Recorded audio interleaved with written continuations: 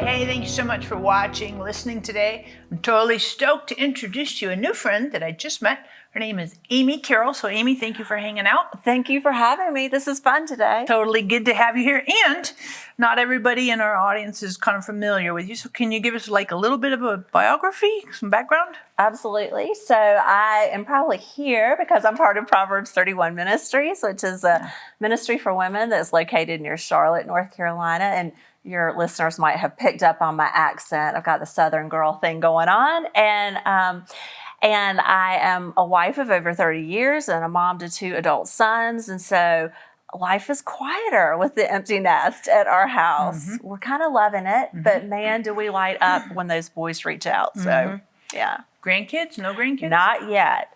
And no pressure. I've told them, no pressure, but I'm ready when they are. Yeah. So, yeah. Very fun. Very fun. So when your kids were growing up and stuff, were you stay-at-home mom? What'd you do?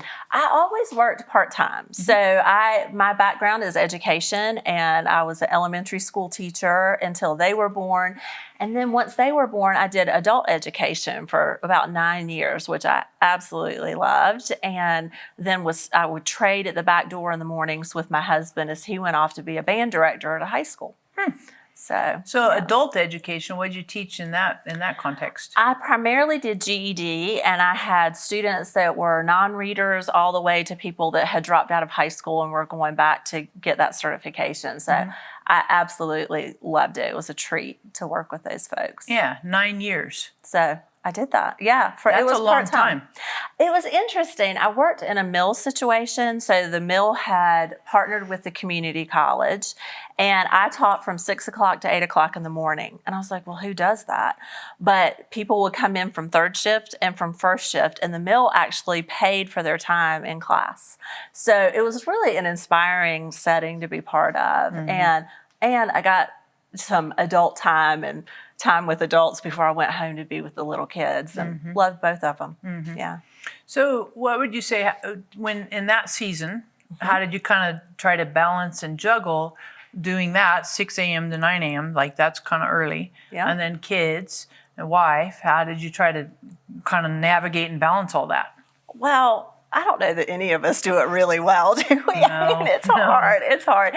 And I will say, and we'll probably talk more about this later, that at that period of my life, my perfectionism kicked in. My friend Sherry says that I have adult onset perfectionism. I had kind of been a free spirit before that, but there was something about motherhood that really just brought out this good desire to do it well, but I probably went into overdrive a little bit on that. So, I would say it was kind of a tough season of life, a sweet season with those babies, Yeah.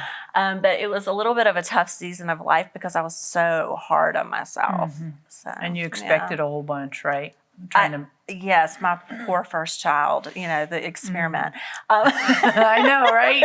What? Try to live up to all of that. And so actually my first book was Breaking Up with Perfect. I'm an author, and my oldest son and I have had some time during COVID. He was on a national Broadway tour that came to a screeching halt. Yeah. So he came home for 7 months. And so I had the rare and wonderful opportunity to get to know my son as a 26-year-old adult. Yeah. And we have been working through Breaking Up with Perfect together over the years. So that's been a gift. Yeah. For sure. So in when your boys were teens, were they like super active and parenting in those teen years? What were some of the things that were a little difficult for you? Well, I was actually shocked by the teen years because everybody prepares you for disaster, right? But they were actually some of my favorite years. And my boys, everybody has struggles. I said to a friend recently, if anybody tells me that their kids got to 25 without any bumps in the road, I'll just look at them and call them a liar to their face. Sure. So there were bumps in the road, but it was a fun time. Both my boys played soccer, and so we were out on the soccer field a lot, and we're involved in youth group and all the things. And we really enjoyed that time period. And I think just getting to see them become the men that they were going to be was a gift. Yeah. And especially getting to sit around during COVID with my 26-year-old and talk about things and hear his perspective on the world was it really changed me a lot, actually. It was great. That's totally cool. And how did you connect up with Proverbs 31? Well, God had started opening some doors for me to speak. I was a women's ministry director in my 30s, and then we had a move, and I was having these opportunities, but I realized I was clueless. I had good intentions, but I needed some help from some people who had some experience under their belt. So I went to She Speaks, which is our yearly conference, and connected with Proverbs 31 there, and the rest is kind of history. I applied to the speaker team, and so, yeah, it's been a really good ride because we were talking about it a little bit ago.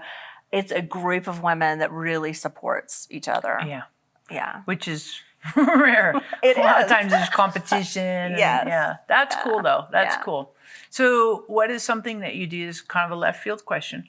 What is something you do to exhale and relax? One of the things that I really love is travel. And so that's been curtailed this past year. But I love to travel to experience new cultures and foods and that kind of thing. And it always brings perspective into my life. And so I'm like, if I have to get a stamp on my passport, particularly, I'm there for it. So, yeah. And favorite area to travel in? Well, I mean, I haven't been in Europe for a long time, but I'm looking forward to some trips coming up in the fall. A friend and I are going to take some groups of women. We're really excited about that. And then, but I've been to India 3 times, and that's been part of kind of faith trips. But that part of the world has my heart now for sure. Yeah. India. Yes. Where in India? Well, Calcutta the first couple times, and then the last time I went with a group called Mission India, and we traveled all over. So that country, it's not for the faint of heart. Yeah. But I absolutely love it, which I feel like is God-given. And the church there is glorious. Yeah. Did you ever see that movie called Gandhi? I did. With a Ben long, long Kingsley, time ago. right? Yeah. So remember, in that movie, and it's true, he did this, Gandhi did this. He took a train trip throughout all of India. It's because he wanted to get familiar with it. Amazing. So I'm going to throw down like the challenge, do a train trip. Okay, so that is on my bucket list. Right? I have never been on a train in India. Serious? I think that my Indian friends think I can't hack it. But I am up for the challenge, and I really do want to do a train ride in India. Me too. The whole country, I don't know. But Yeah, come on, let's do the whole thing. Wouldn't that be fantastic? Well, hey, if you'll go with me, I'm up for it. Yeah. Let's do it. I'm done. It's already done. Let's do it. Move on and check the box. Have some Yeah. fun with it. Bring some Imodium, maybe. Exactly. I shouldn't say that, but, you know. It's true. Yeah. So, hey, if you're watching, I'd love to hear from you. Where would you like to travel? Where would you like to go? And you're like, I would like to go home because I like my home. That's good too.